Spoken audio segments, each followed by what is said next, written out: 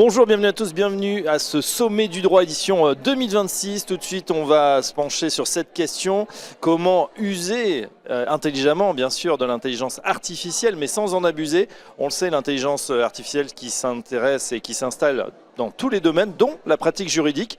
Mais son adoption soulève évidemment beaucoup de questions, beaucoup de précautions. Alors comment intégrer ces outils sans compromettre la qualité du conseil? Quel garde-fou instaurer? Quelle responsabilité aussi? C'est la question qu'on va poser à nos trois experts. On est ravis d'accueillir Yamina Sari. Bonjour Yamina. Bonjour. Vous êtes Chief Operating Officer Business Service BNP Paribas Real Estate. Bienvenue à vous. Merci. Bien. À vos côtés, Jean-Renaud Delade. Bonjour Jean-Renaud. Bonjour. Directeur juridique chez SPI Batignolles. On n'est plus sur le domaine de la construction, c'est ça? Exact. Du bâtiment.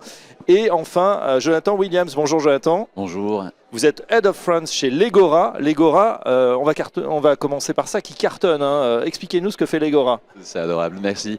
Et effectivement, Legora, c'est une start-up, toujours une start-up, ça fait un peu moins de 2 ans,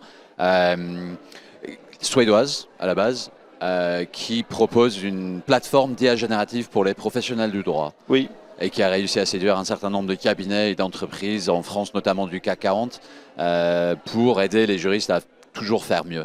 Oui, la question qu'on a envie de vous poser tout de suite, c'est vrai que quand on voit la puissance de ChatGPT qui au fil des évolutions ne cesse de s'améliorer, on se dit est-ce que c'est, Legora, une surcouche de ChatGPT ou est-ce que vous allez plus loin? Qu'est-ce qui fait la différence finalement, la valeur ajoutée? Très bonne question. Effectivement, nous, on a une plateforme d'orchestration d'IA, donc on utilise les meilleurs modèles du marché, que ce soit celle d'OpenAI comme ChatGPT ou celle d'Anthropic ou celle d'autres opérateurs qui commercialisent des LLM.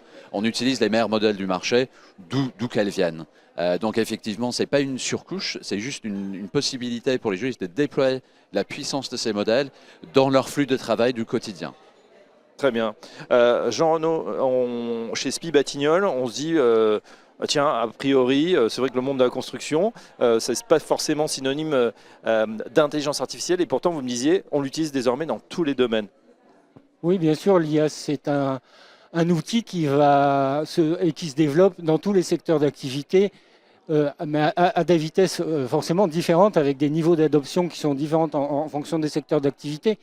Mais il ne faut pas imaginer que l'IA que l'on utilise aujourd'hui au sein de la fonction juridique de SPI Batignolles parce qu'on est une entreprise de construction serait très différente de l'IA qu'on utiliserait au sein d'autres services juridiques dans d'autres secteurs d'activité. Il y a beaucoup de points communs à ce niveau. Par ailleurs, effectivement, même dans le domaine de la construction, aussi surprenant que ça puisse paraître peut-être vu de l'extérieur, il y a énormément d'axes de développement pour les outils d'intelligence artificielle. Par exemple, je peux vous citer, il y a des initiatives en termes de traitement d'images qui permettent de mesurer l'avancement des chantiers, de vérifier qu'il n'y a pas d'erreur de fait au fur et à mesure de la construction. On peut ajouter des capteurs sur les grues qui vont reconnaître les éléments transportés pour favoriser le suivi, le planning, l'ordonnancement de chantier. Il y a plein de sujets en termes de planning, de management de projet également sur lesquels l'IA peut avoir un apport important. Bien sûr. On termine le tour de table avec Yamina Sari, donc chez BNP Paribas Real Estate, avec beaucoup de fonctions là aussi. Quelle est votre utilisation de l'intelligence artificielle aujourd'hui? On sait que chez BNP Paribas, comme dans toutes les banques, on est très précautionneux justement sur les systèmes et sur bien sûr la sécurité, la sécurisation, la confidentialité des données en particulier. Alors c'est très juste, effectivement, chez BNP, on est très précautionneux. Le risque aujourd'hui est beaucoup plus important que les bénéfices. Il n'en demeure pas moins que BNP a été très précurseur dans le domaine. On a développé notamment des équipes dédiées à l'IA au sein de Bivouac, où on peut incuber un certain nombre effectivement de solutions IA. Et il faut savoir effectivement plus spécifiquement, nous on le décline et le déploie dans l'ensemble des sujets, aussi bien au niveau du business que pour les fonctions. L'idée, et c'est effectivement très important, c'est d'être compétitif. Vous avez la chance d'avoir des outils qui sont prédictifs, notamment, je vais parler effectivement de la spécificité de l'immobilier.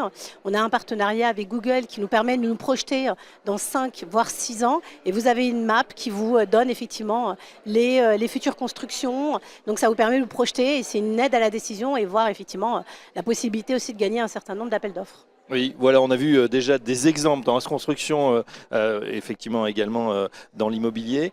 Jonathan, une question justement pour recentrer le sujet. On a l'impression que dans les directions juridiques, ça y est, on a pris le mouvement, c'est plus un nice to have, c'est un must have. La phase de finalement la découverte est passée, maintenant on veut des applications concrètes et surtout, je dirais, du ROI. Exactement, exactement. Effectivement, la partie, on dit ça brille, c'est un peu shiny, c'est nouveau. Oui.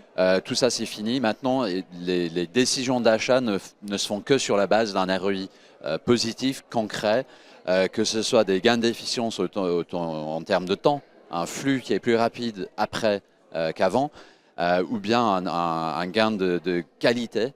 Par exemple, un ensemble de données non structurées, 10 000 contrats en format PDF. Où sont mes clauses de limitation de responsabilité non standard? Pour des juristes humains, c'est une tâche très chronophage. Pour l'IA, c'est d'une facilité déconcertante. En revanche, Quand on dit facilité déconcertante, c'est pour quelques secondes, on a l'impression. Quelques secondes, 90 secondes pour 10 000 pages. Très très facile, très très rapide. En revanche, ça ne fait que identifier la matière première. C'est toujours aux juristes d'analyser et d'être les experts et de diriger. Ce n'est surtout pas à l'IA de faire cela. Oui. Jean-Renaud, peut-être un exemple aussi dans votre pratique quotidienne de cette intelligence artificielle. Quels sont les garde-fous qu'on met en place? Il faut un œil humain quand même pour vérifier ce que pond, entre guillemets, l'intelligence artificielle. Bien sûr, à ce stade, chez nous, chez SPI Batignolles, il n'y a aucune décision qui reposerait uniquement sur l'utilisation de l'intelligence artificielle sans intervention humaine, sans vérification, sans validation par un juriste. Et je pense que c'est une pratique qui est plus qu'indispensable. Effectivement, donc ces outils, aujourd'hui, on les considère comme des assistants. Pas comme des outils, ce sont des outils d'aide à la décision, ce sont des outils de productivité, ce sont des outils qui nous permettent de gérer la complexité qui est croissante d'un point de vue contractuel, d'un point de vue réglementaire. Donc ce sont des outils qui deviennent indispensables pour gérer effectivement cette masse d'informations, cette masse de données que l'on a à valider. Par contre, ce ne sont pas des outils qui vont agir en lieu et place aujourd'hui des opérationnels, des juristes, des responsables. Et d'ailleurs, c'est le principe de ce principe de responsabilité. Effectivement, il ne peut pas être délégué chez nous à un outil. Et je pense que de ce point de vue-là, il n'y a pas d'autre possibilité que de dire cela. Donc il y a toujours une supervision, même Toujours. un encadrement. Yamina, c'est intéressant, Jean-Renaud vient de parler d'assistant. Cet assistant, il y a quelques années, il avait un niveau de d'un bon junior, d'un moyen junior, aujourd'hui d'un bon junior, voire d'un petit expert. Est-ce qu'il y a une crainte justement pour les métiers, ou du moins peut-être une recomposition effectivement des effectifs, puisqu'on voit que peut-être il y a des choses qui pouvaient être faites maintenant très facilement et très rapidement? Alors c'est très intéressant parce qu'effectivement ce fantasme qui consiste à dire que l'IA remplacera l'humain, bien entendu n'est qu'un fantasme, puisque ce n'est qu'un fantasme. Ce n'est qu'un fantasme parce que déjà il faut le développer, il faut l'entretenir. Une fois qu'on a développé un outil, cet outil effectivement a besoin systématiquement d'être mis à jour. Donc ce n'est qu'un fantasme. Une fois qu'on a dit que c'était qu'un fantasme, effectivement, ce qui est important en revanche, on est dans une phase de change. Et le change, ça nécessite aussi de changer nos habitudes, de changer nos pratiques et d'être effectivement au bon niveau. Et je rebondis sur ce que disait effectivement mon confrère. Aujourd'hui, on va pouvoir effectivement avoir une valeur ajoutée sur des sujets qui sont beaucoup plus techniques, qui nécessitent aussi une prise de décision. L'IA ne donne pas de décision, c'est une aide à la décision. Et je pense qu'on est tous ravis aujourd'hui d'avoir une expertise beaucoup plus effectivement sur la prise de décision que sur un certain nombre de formalités administratives et autres. Jonathan, une question justement, puisqu'on est chez les juristes réglementaires. Vous basé, en tout cas l'Egora est basé à Stockholm, et on voit que l'Europe d'une manière générale est assez restrictive par rapport à l'intelligence artificielle. En tout cas, c'est pas qu'on s'en méfie, mais on a envie d'encadrer beaucoup plus qu'aux États-Unis notamment. Quel est votre regard justement? Quel est le bon niveau justement entre réglementation et frein à l'innovation? Vaste sujet. Je pense que l'approche réglementaire en Europe, je ne la considère pas comme restrictive, raisonnable, raisonnée. On n'est pas dans un espèce de fuite en avant sans réflexion. On a une certaine maturité sur ces sujets-là. Je pense que c'est un avantage concurrentiel. Ça nous permet, nous, on est en passe de devenir le champion européen dans ce secteur. C'est un avantage concurrentiel. Cette réglementation, justement, nous permet d'aller voir des clients et expliquer, nous sommes une entreprise européenne respectueuse de vos données, vous pouvez nous faire confiance avec vos données. Donc ça nous aide. Je pense qu'à l'avenir, il y aura d'autres sujets à traiter. L'accès aux tokens, la réglementation du marché des tokens, éventuellement. Il y aura d'autres questions qui viennent et l'Europe est justement très fort à cela. Et je pense que le marché restera très dynamique et positif. Même question pour vous, Jean-Renaud. Comment on concilie effectivement innovation d'un côté, compétitivité aussi, cette inflation normative, hein, on est rapide en France et ailleurs, et en Europe, à encadrer.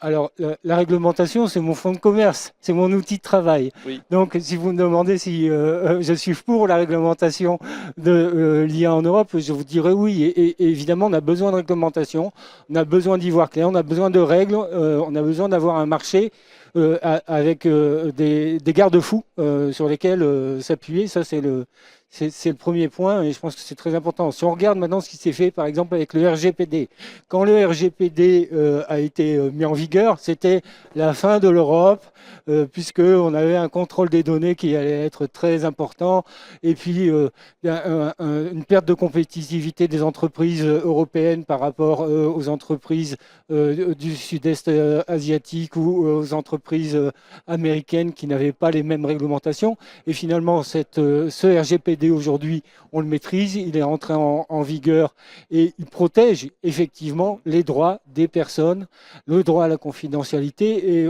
je suis très heureux aujourd'hui de vivre dans cette Europe avec ce type de protection qui, tout imparfait qu'il soit, a le mérite d'exister, plutôt que de vivre dans un autre pays où finalement mes droits seraient moins protégés, avec un bénéfice en termes de compétitivité au niveau de l'utilisation des outils qui me paraît quand même très, très faible. Oui, et où on vend allègrement vos données. Yamina, justement, ça va être bientôt le mot de la fin par rapport à ces normes et surtout par rapport aux perspectives que ça vous ouvre pour cette année et les suivantes. Alors, ce que je souhaiterais effectivement indiquer, c'est que ces normes, elles existent indépendamment de l'IA. On a effectivement juste appliqué ces normes à l'IA, bien entendu, pour encadrer les dérives. Donc, en aucun cas, c'est un frein, bien au contraire. Encadrer permettra effectivement de mieux s'approprier de l'outil de l'IA et de démontrer effectivement que ce n'est pas un outil qui a vocation à soit remplacer, soit effectivement être dans l'excès. Bien au contraire, c'est un outil qui est là pour nous guider. Ben voilà ce qu'on peut dire, en tout cas en quelques minutes. Hein. Évidemment, le sujet est extrêmement large, on pourra en parler des heures. C'est ce qu'on fait toute cette journée au sommet du droit. Un grand merci à nos trois experts. Yamina Sari, merci. BNP Paribas Real Estate. Jean-Renaud Delatte pour SPI Patinol, merci à vous. Merci. Et Jonathan Williams de Legora. Merci Jonathan. Voilà, on se retrouve très vite pour une prochaine émission dans le sommet du droit. À bientôt.